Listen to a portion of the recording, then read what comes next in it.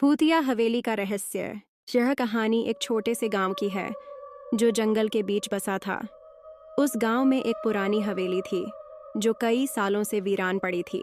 गांव वाले कहते थे कि हवेली में एक बुरी आत्मा का वास है जो रात के समय अपनी चीखों से लोगों को डराती है। कई लोग तो वहां रात बिताने की हिम्मत भी नहीं करते थे। लेकिन एक दिन गांव में एक युवक आया जिसका नाम समीर था। वह डर के बजाय हिम्मत से भरा हुआ था और सोचता था कि ये सिर्फ अफवाहें हैं। समीर ने सुना था कि हवेली में रात के समय कुछ अजीब घटनाएं घटती हैं। वह दिन भर हवेली की ओर जाता, लेकिन रात होते ही वह वापस गांव लौट आता। लेकिन एक रात उसने ठान लिया कि वह रात को हवेली में ही रुककर देखेगा कि असल में क्या हो रहा है। गांव वाले उसे समझाते रहे, समीर, यह जगह बहुत खतरनाक है, वहां जाने का नाम मत लो। लेकिन समीर ने किसी की नहीं सुनी और हवेली की ओर बढ़ गया। हवेली की ओर जाने वाली सड़क सुनसान और अंधेरी थी। उसके दिल की धड़कन बढ़ रही थी, लेकिन वह डर के बजाय उत्साहित था। हवेली के पास पहुंचते ही उसे महसूस हुआ कि हवा अचानक ठंडी हो गई थी। हवेली का दरवाजा अपने आप खुल गया, जैसे किसी ने उसे बुलाया हो।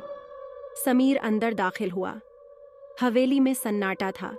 एक अजीब सी महक हवा में फैली हुई थी। समीर धीरे धीरे भीतर बढ़ता गया। कमरे के अंदर का दृश्य उसे डराने वाला था। दीवारों पर धूल जमी हुई थी और चारों ओर अंधेरा था। तभी उसे अचानक एक हल्की सी आवाज आई, कोई मेरी मदद करो। समीर ने ध्यान से सुना। आवाज एक लड़की की थी। उसने सोचा, क्या यह सचमुच कोई जीवित इंसान हो सकता है? वह आवाज की दिशा में बढ़ने लगा। जैसे ही वह एक कमरे के पास पहुंचा, दरवाजा खुद ब खुद खुल गया। समीर के पैरों तले जमीन खिसक गई। कमरे में एक लड़की खड़ी थी, लेकिन उसकी आंखें पूरी तरह से सफेद थीं। उसकी साड़ी खून से सनी हुई थी और उसके चेहरे पर एक डरावनी मुस्कान थी। समीर कांपते हुए बोला, तुम कौन हो? लड़की ने धीरे से कहा, मैं वो हूँ जिसे तुम कभी समझ नहीं पाओगे, और जब तक समझोगे तब तक बहुत देर हो चुकी होगी। उसकी आवाज में एक ऐसा डर था कि समीर का दिल थम सा गया। लेकिन उसने हिम्मत जुटाकर पूछा, तुम इतनी रात को अकेले यहाँ क्या कर रही हो? लड़की ने अपनी आंखें समीर की ओर घुमाई और फिर एक अजीब सी मुस्कान के साथ बोली, यह हवेली मेरी है और मैं यहाँ बहुत समय से रह रही हूँ। जो भी यहाँ आता है वह मेरी गिरफ्त में आ जाता है।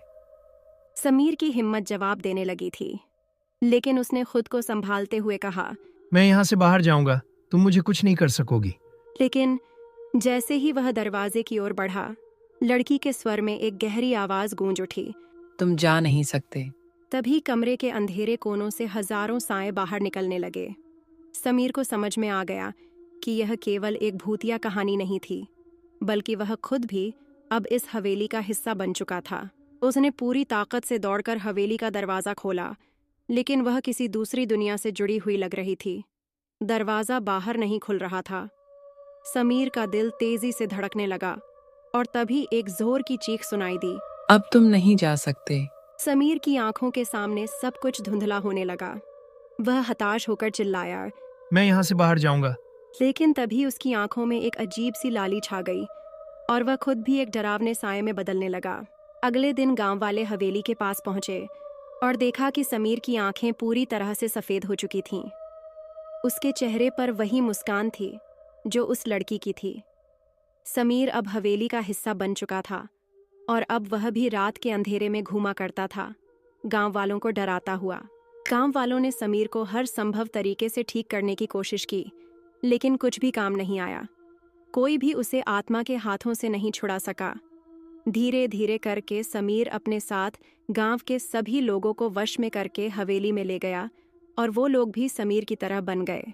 अंत में सभी गांव वाले उसकी गिरफ्त में आ गए और वे रात के अंधेरे में हवेली से बाहर निकलकर गांव के हर कोने में घूमने लगे, अपनी भूतिया उपस्थिति से राहगीरों को डराते हुए, जैसे वे अब हवेली की शापित आत्माओं का हिस्सा बन चुके हों।